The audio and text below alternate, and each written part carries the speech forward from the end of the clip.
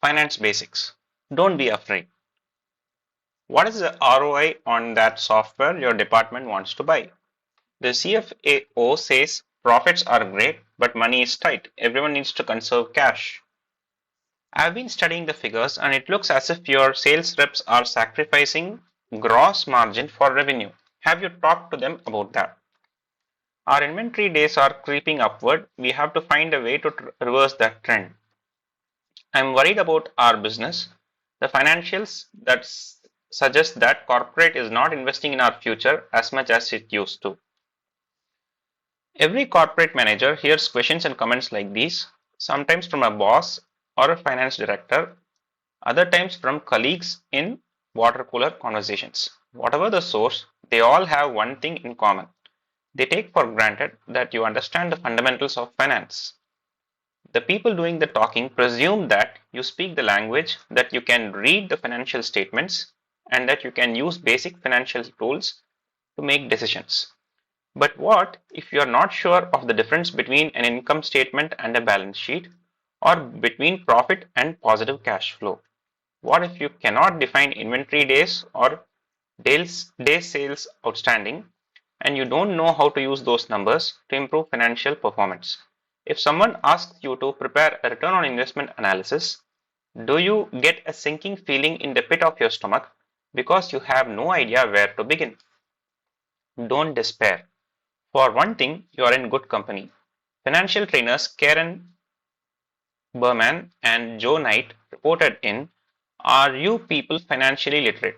HBR October 2009 that when their Los Angeles based Business Literacy Institute administered a 21 question quiz on financial basics to a representative sample of American managers, the average score was only 38%, a failing grade in any classroom. After you read this introduction, you will have a chance to quiz yourself with a short sample of similar questions. At least those managers did better than the group of Fortune 500 officers and directors described in Andrew Ross Sorkin's New York Times article, Back to School, but this one is for top corporate officials. On another equally basic test of financial concepts, these executives scored an average of 32%. So, in so far, the author is telling that basically building up to not to be afraid when if you don't know that about corporate jargons, because that is what this book is all about. The author is also making us comfortable, telling that it's we are not alone in this journey. But there is another reason not to feel too bad. You can easily remedy your situation. Reading this guide is a great start. The first section introduces you to the key terms and the three main financial statements. The next section shows you how to use some of the essential tools of finance. Learn these and you'll be able to make better decisions to improve your unit's performance. The final section steps back from the numbers and emphasizes the importance of keeping your wits about you. Finance is partly science, to be sure, but it's also partly an art. And when you apply its tools, you have to be sure you understand the context for what you are doing. Why bother with all this? The reason is simple. Every business runs on financial data. If you don't know the tools of finance, you cannot put that information to work. If you cannot even speak the language, you'll be left out of the larger conversation about your company, and your career may suffer as a result. When you finish this guide, you'll be well on your way to understanding and using the tools and the language. You'll also be well positioned to take a couple of advanced courses, so to speak, by turning to sources that dig deeper into the subject. Do you worry that financial concepts will be too complex or that you won't be able to do the math? Rest assured, learning the fundamentals of finance is not the same as studying to be a numbers pro. People typically go to school for at least a couple of years to become financial experts, and then they spend a lot of time picking up specialized knowledge on the job. This guide won't give you all that. It is just about the basics. And the math involved in using financial tools is relatively simple. Most of the time, it is no more complicated than the arithmetic you did in middle school. The stuff that's a little trickier can easily be done on a computer or calculator. Ready to begin? Take the quiz on the following page. The answers are in the back of the guide, but don't peek yet. Instead, take the quiz again after you have read through all the articles and then compare your two scores. You should be pleased with what you have learned.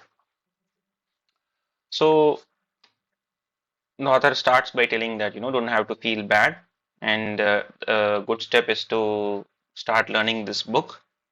And again, this book will not give us the in detail, uh, you know, uh, concepts in finance, but it is a very good starter. But again, just like any other thing, the author is telling that this is finance is not very complex. It's just our simple arithmetic which we learned in school. Finance quiz. Do you know the basics? This 10 question quiz is not designed to measure your entire financial IQ, but it will give you a sense of the fundamentals you should learn to become a more effective manager. When you finish reading the guide, you will have a chance to retake the quiz and compare your scores. If you don't know an answer, just mark it as don't know rather than guessing. That will give you a clearer indication of your progress later. The questions here were developed with the help of the Business Literacy Institute in Los Angeles. A more comprehensive financial IQ test is available for purchase at businessliteracy.com. Fine. So the income statement measures profitability, assets and liabilities, cash, all of the above. A sale on credit ends up on the income statement as revenue and as what on the balance sheet. Accounts receivable, long-term assets, short-term liability, operating cash flow. What happens when a company is profitable but collection lags behind payments to vendors? The company is okay because profits always become cash. The company stands a good chance of running out of money. The company needs to shift its focus to EBIT. The cash flow statement will show a negative bottom line. How is gross profit margin calculated? COGS by revenue, gross profit by net profit, gross profit by revenue, sales by gross profit. Which statement summarizes changes to parts of the balance sheet? Income statement, cash flow statement, neither of the above, both of the above. EBIT is an important measure in companies because it is free cash flow. It subtracts interest and taxes from net income to get a truer picture of the business. It indicates the profitability of a company's operations. It is a key measure of earnings before indirect costs and transfers. Operating expenses include all of the following except advertising costs, administrative salaries, expense research and development costs, delivery of raw materials. Owner's equity in a company increases when the company increases its assets with debt, decreases its debt by paying off loans with company cash, increases its profit, all of the above.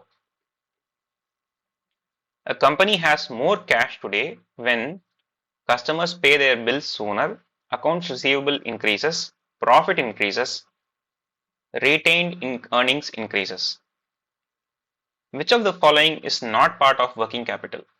Accounts receivable, inventory, property, plant and equipment, all of the above are part of working capital.